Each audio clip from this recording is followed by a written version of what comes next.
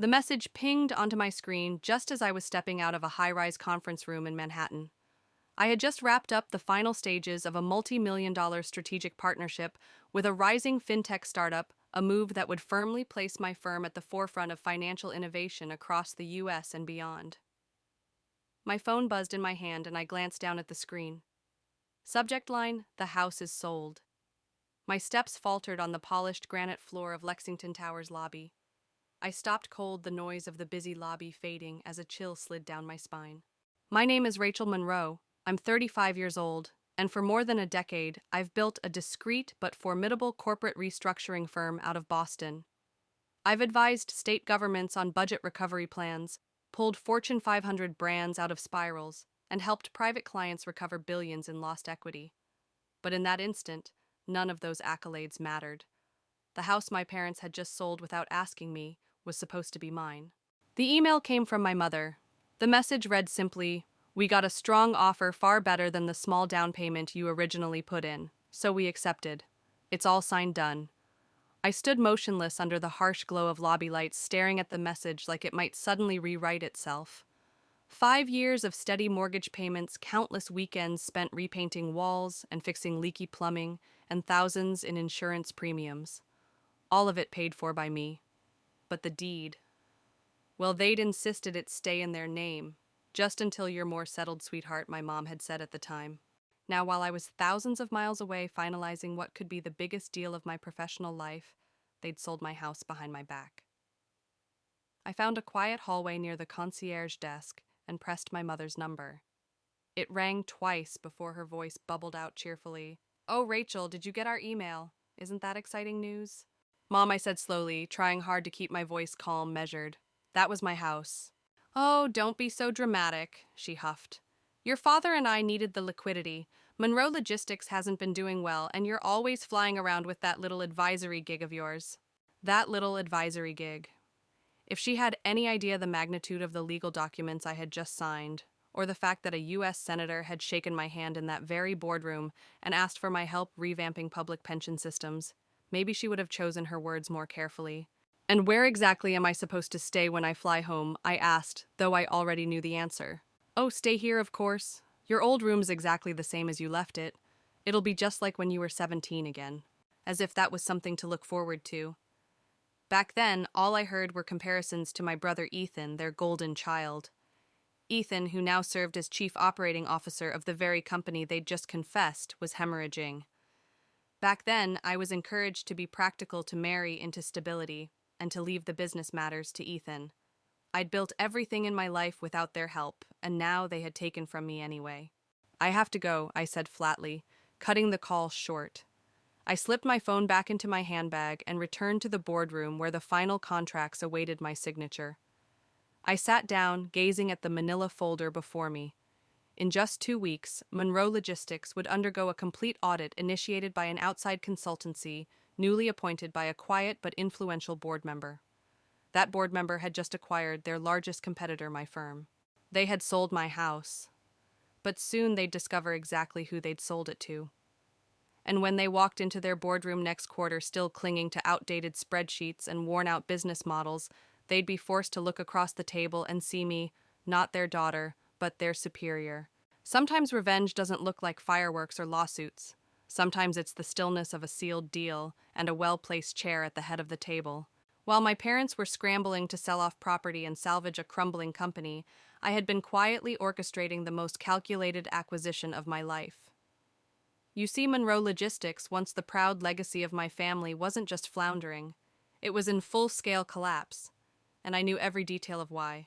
For the past year and a half, through a careful arrangement of shell entities and proxy holding groups, I had been buying up their debt. Methodically, silently. Every overdue vendor invoice, every loan in default, every high-risk bond, they all came to me in the end. They believed I was running a boutique consultancy out of Boston. In reality, I was Rachel Monroe, CEO of Summit Crest Partners, one of the most aggressive acquisition firms in North America, specializing in distressed asset takeovers. We didn't just rescue companies, we re-engineered them, disassembled them, rebuilt them into something better or more profitable. My phone buzzed once more, cutting through the quiet gravity of my thoughts, like a blade. I glanced down to see Ethan's name flicker across the screen, my brother, the Monroe family's crown jewel and COO of Monroe Logistics. The message was as blunt as it was familiar. Mom told you about the house. Sorry, sis, but business is business. Business is business. The phrase rang through my mind like a bell mocking unfeeling rehearsed. It was the same line they had clung to like scripture, the mantra they used whenever the consequences of their actions collided with my life. When they refused to co-sign my student loan because Ethan needed seed money for his startup. When they emptied my childhood savings money I'd earned through scholarships, summer internships, careful planning to cover a payroll crisis I hadn't been told about. And now once again they'd invoked it to explain away the sale of the only home I had ever chosen for myself, the home I had invested in, repaired, insured, and nurtured into something that felt like permanence. I stared at the message for a long, breathless moment, the air sharp in my lungs. Then without fanfare, I typed out my reply. Just one word, understood. I turned to Daniel Grant, my legal partner in New York, who had been quietly observing me from across the table. The man was sharp as a blade and just as precise, and he'd been my accomplice in every step of this long game. Are the contracts finalized? I asked him in flawless German, a language I had mastered during a brutal immersive turnaround project in Frankfurt years ago. Yet another chapter of my life my family had never bothered to ask about. Daniel's smile was calm, measured. Alles ist bereit, Frau Monroe. By Friday, you'll hold 78% of Monroe Logistics shares. Complete controlling interest. I nodded once the calm exterior concealing the storm that had been gathering inside me for years. I picked up the Mont Blanc pen beside me and signed the last of the papers with the quiet certainty my parents had always mistaken for timidity. But this wasn't just a merger. It was the culmination of betrayal and silence. It was Judgment Day wrapped in corporate strategy and papered over with polite formalities. It wasn't just a deal. It was a reckoning. By the end of the fiscal quarter, I would own the very company they had poured their lives into, sacrificing me in the process. The irony was almost poetic. Book me a flight to DC. I told my assistant without looking up. It's time I visited my family. The weeks that followed were a blur of glass-walled briefings, sleepless audits, and silent office towers filled with numbers that told stories of decay. I relocated to a penthouse overlooking the Potomac, a cool, sunlit perch far above the chaos. I ignored every missed call from my mother, every guilt-laced email from Ethan. Let them think I was grieving over a house licking my wounds in some Zurich office like the cast-off they always assumed I was. Let them believe I was still the forgotten daughter quietly swallowed by European shadows. They had no idea what was coming. The morning the threads finally converged, I stood before the full-length mirror in my suite. My navy blazer was perfectly tailored, its clean lines echoing the precision I demanded in all things. My hair was pinned into a flawless twist. The woman staring back at me wasn't the disappointment they had dismissed over family dinners. She wasn't the girl who'd been told to marry well and let her brother handle the business. She was the storm they never anticipated, and she had arrived. I picked up my briefcase, sleek black leather, the final documents inside, and stepped into the waiting car. The Monroe Logistics headquarters in Washington, D.C. loomed like a fortress of glass and ambition. It was here years ago that my father had once scoffed, "You'll never understand real business, Rachel."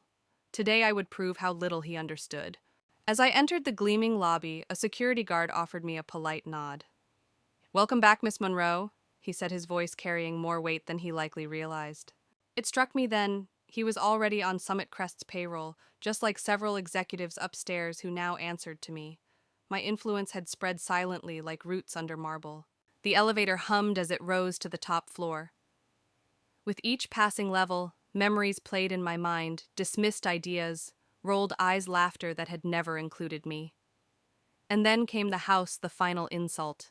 The betrayal had crystallized into something sharp and clear, and now it had brought me to this moment. When the elevator doors opened, I stepped out into a corridor adorned with portraits of Monroe Logistics founders. Their gazes followed me like ghosts of arrogance past. I heard my mother's laugh from the boardroom light, brittle, too loud to be genuine. My father, I imagined, was pacing. Ethan would be flipping through financial statements, hunting for an explanation. I adjusted the cuffs of my blazer and walked forward. Outside the boardroom, I paused. Inside, my father's voice crackled with disbelief. "This has to be some mistake. A shadow firm can't just walk in and buy our company. We built Monroe Logistics from the ground up. Ethan's voice followed quieter, but tight with unease. I've gone over it 3 times, Dad. Summit Crest Partners holds 78% of our shares, and they've consolidated most of our outstanding debt. We're required to meet their CEO today. Karen Monroe, ever the optimist, chimed in. I'm sure it's just paperwork. We've seen worse. We always land on our feet. That was my cue. I opened the door. Heads turned. Silence fell. My father's face darkened. Rachel, this meeting is for board members. If this is about the house... I stepped forward, calm and deliberate. Actually, I'm right on time. I placed my briefcase on the table with a click that echoed like a gavel. The CEO of Summit Crest is scheduled for a 10-hour briefing. That would be me. Ethan blinked, then frowned. But she's not. She is, I said, unlocking the briefcase and withdrawing the documents. I am. The silence that followed was thick with disbelief. My mother's glass slipped from her fingers, shattering against the conference table's edge. My father's face blanched to a lifeless gray. Ethan looked as if he had seen a ghost. That's not possible, he whispered. You run a boutique firm, a consultancy. I raised my eyebrows. Can't be what exactly capable, ambitious, or too much of a disappointment to surpass everything you thought you knew. I spread the paperwork across the table. You'll find it all in order. Summit Crest Partners now holds majority ownership of Monroe Logistics, including full control of the board. My father's hand shook as he reached for the documents. This has to be a joke. No, I replied, each word sharp and deliberate. This is what happens when you underestimate the wrong daughter. Like selling her house, like raiding her college fund, like laughing when she said she wanted to build something of her own. Now I stood before them, not as their child, but as the one they had refused to see. Their reckoning. My father's mouth opened, caught between disbelief and the need to reclaim the authority that had just slipped like sand through his fingers. But before he could summon a word, my mother spoke, her voice brittle and defensive. We needed that money, Rachel. The company needed protecting. I finished for her, my voice as sharp and even as the edge of the steel chair beneath me. I swept my gaze slowly around the boardroom, around the heavy walnut table that had once seemed like a fortress they controlled. I let out a quiet, almost amused laugh. Take a good look, Mom. This I gestured to the towering windows, the panicked faces, the trembling hands. This isn't your legacy anymore. It's mine. Summit Crest Partners didn't just salvage failing corporations.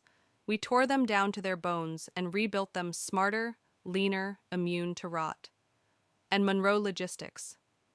It had been hemorrhaging long before I ever touched it. You can't do this, my father said, but his voice cracked mid-sentence, frayed by the realization dawning around him like a sunrise he couldn't stop. We're your parents. I held his gaze unwavering. And you always said, I replied, letting the words linger like smoke. Business is business. That phrase, clinical, dismissive, weaponized, had been their excuse for every cut they'd made across the fabric of my life. Now it was my blade. Several board members, until that moment hushed with discomfort, shifted in their seats, the corners of their mouths twitching into restrained satisfaction. I saw it in their eyes, relief, even vindication. They had endured years beneath my family's entitled reign. Today the tide had finally turned. As of this morning, I said, my voice firm, but composed, we begin restructuring. I turned first to Ethan. Effective immediately, you're relieved of your role as COO. His mouth fell open. What, you're firing your own brother? I didn't flinch. Dad, you're stepping down as CEO. And Mom, I met her eyes and saw for the first time something close to fear in their depths. Your position as head of communications is being dissolved. You're firing us, Ethan sputtered. You're firing your own family. I thought of all the birthdays missed while I manned the phones. They didn't want to answer the vacations I canceled because they needed a favor, the way they dismissed my first investor presentation as some cute little fantasy. I inhaled deeply, anchoring myself in the moment. No, I said slowly. I'm offering you what you always offered me, a chance to prove you belong. I pulled out the personnel folder and flipped it open like a curtain on a stage. Ethan, there's an opening in accounts receivable. Entry level, but with room to grow. My mother's breath caught audibly. Dad, we're expanding our sales force. We'll need door-to-door representatives for the new regional push. He looked like he might collapse. And Mom, I said the words carefully weighed but deliberate. The front desk could use a receptionist. Someone warm, dependable, with a strong memory for names. Her hand shot to her mouth as she gasped, eyes flooding with sudden hot tears. Or I added folding the file neatly and returning it to my briefcase. You can clear your desks by 5. Your choice. You ungrateful, my father began, rage slipping through the cracks in his dignity. I raised a hand palm outward. Careful, I said gently. You're speaking to your boss. I gathered my documents with clinical precision and turned toward the door. But before crossing the threshold, I paused and looked back. Oh, I said, as if the thought had just struck me. About the house. They looked up, wounded pride and confusion warring in their eyes. The one you sold, I continued. I acquired the development firm that bought it. The deeds transferring back to me by tomorrow. Their expressions were the stuff of poetry, pure disbelief, frozen into grim realization. After decades of being cast as an afterthought, I had taken back what they'd stolen and more. I turned back to the room. Board reconvenes tomorrow at 9 sharp. Departmental updates on my desk beforehand. Then I glanced over my shoulder one last time. For those of you still employed, that is. The rest of you can collect your belongings from security. I walked out with my heels clicking against the marble floors, each step a punctuation mark of finality. No longer the daughter in the shadows, no longer overlooked. As the doors closed behind me, I could still hear the chaos unraveling, my mother's sobs muffled by shame, my father's fury clawing for relevance, Ethan's stunned silence like a boy who'd just been shown his reflection for the first time and didn't like what he saw. But none of it touched me anymore. They couldn't reach me now. I had built something far beyond their comprehension, something born of silence, persistence, and fire. And standing at the pinnacle of my own creation, I had shown them not the daughter they dismissed, but the force they never saw coming. My phone buzzed gently in my hand. A message from Daniel in New York. Glückwunsch, Frau Monroe. How did it go? I smiled, stepping into the executive elevator. Better than expected, I typed back. Time to rebuild Monroe Logistics my way. As the doors closed around me, I caught one last glimpse of the brass logo etched into the lobby's glass wall. That name, that building, that image. They had chosen all of it over me time and time again. Now they would watch as I turned it into something greater than they ever could have imagined. Because revenge isn't always a blade, it's a blueprint. It's patience wrapped in steel. Outside, the cool breeze off the Potomac welcomed me as I stepped into the morning light. The building rose behind me, towering and sharp, no longer a monument to their ambition but to mine. The following day, I settled into what was once my father's office, a commanding space of mahogany and light. Sun spilled across the desk, casting a warm glow across the glass where my reflection shimmered. My office now. I picked up the morning paper. The headline, Summit Crest Acquires Monroe Logistics CEO Unveiled in Stunning Boardroom Power Shift. They had called me unknown. If only they knew. If only they understood how long I had waited, studied, planned, acted in quiet efficiency. They mocked the shadows I operated from, never realizing that darkness had always been my camouflage. I picked up the phone and dialed. Hi, Melissa. I want to list a property, the brownstone on Lexington. Yes, the one recently sold by the Monroe family. Don't worry, I own the holding company now. Market price, no family discount. Sometimes karma arrives as scandal, sometimes as litigation, and sometimes she walks in wearing heels and carrying the title deed to your legacy. To those who've made it this far, thank you. Because this wasn't just a tale of corporate revenge. It was about reclaiming voice, reclaiming value, reclaiming everything they said I couldn't have. If you've ever been the one doubted, the one overlooked, the one told to be realistic, I hope this story stirred something in you. Leave a comment, share your journey. You never know who might draw strength from it when they need it most. And if any part of this story felt like a mirror, if you've ever moved in silence while building something extraordinary, then I'd love for you to stay connected. Tap like if you felt seen. Hit subscribe if you believe, like I do, in the quiet power of persistence and in rising not out of spite but out of purpose. Because you don't owe the world a performance. You owe yourself the promise of becoming everything they said you couldn't be. So walk into that boardroom, take your place at the table, because maybe, just maybe, you were meant to lead it.